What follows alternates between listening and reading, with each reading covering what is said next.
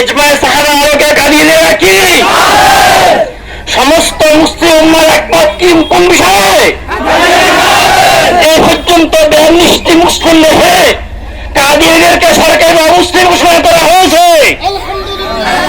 এরপরে বাংলাদেশ সরকার স্বাধীনতা ভোট থেকে যারা ক্ষমতা আসছে তারা এই দাবিকে উপেক্ষা করে আছে। এখন থেকে আচ্ছা আল্লাহ হয়তো কাজে অবস্থান না করতে হবে, আল্লাহ সমাজের জন্য প্রস্তুত হইতে হবে। কাদিয়ানী অমুসলিম এতে সৌদি সরকারকেও সন্দেহ নাই, পাকিস্তান সরকারের সন্দেহ নাই, তার কোনো সন্দেহ নাই। বাংলাদেশ সরকার সন্দেহ থাকা কখনো উচিত হবে না। ও কাদিয়ানী মির্জা গোলাম আহমদ কাদিয়ানী সে ইংরেজদের দমন, সে মিথ্যাবাদী,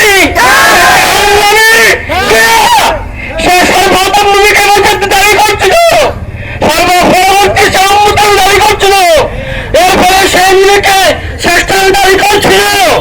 এই মিথ্যা দাবিকে খণ্ডন করার জন্য ওনারা কেন বলছিল আমাদের প্রস্তুত মোকাবেলা করার জন্য আসে নাই। হযরত আল্লাহ মানব সাল্লাল্লাহু রাহমাতুল্লাহ বলেছিলেন, তুই আমার সঙ্গে আয়, যদি তুই মিথ্যাবাদী হস তাহলে তুই তোর উপর লানত দে, আর আমি যদি মিথ্যাবাদী হই আমার উপর লানত দে। তখন সে বলছিল যদি সে মিথ্যাবাদী হই তাহলে আমার লানত হোক। এই কথা বলে এক ছোটার মধ্যে কাদিয়ানী নিজে মারা গেছেন, আর তুমি ভয় মারা গেছেন।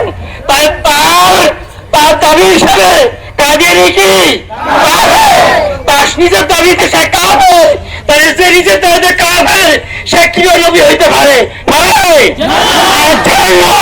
আমরা কাদিয়ানীদেরকে এই দেশে অবশ্যই ঘোষণা করে চাই